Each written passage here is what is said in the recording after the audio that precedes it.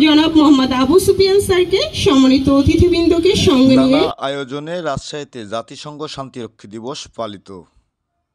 বিস্তারিত দেখুন প্রতিবেদনে।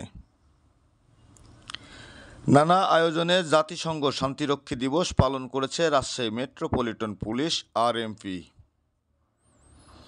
দিবসটি উপলক্ষে বর্ণাঢ্য শোভাযাত্রা ও আলোচনা সভার আয়োজন করা হয়। বৃহস্পতিবার সকাল 9:30টায় আরএমপি সদর দপ্তর প্রাঙ্গণে বেলুন ও পায়রা উড়িয়ে দিবসটি উদ্বোধন করা হয়। এরপর একটি বর্ণাঢ্য শোভাযাত্রা নগরীর বিভিন্ন সড়ক প্রদক্ষিণ করে। পরে জেলা পরিষদ অডিটোরিয়ামে দিবসটির তাৎপর্য তুলে ধরে আলোচনা সভা অনুষ্ঠিত হয়।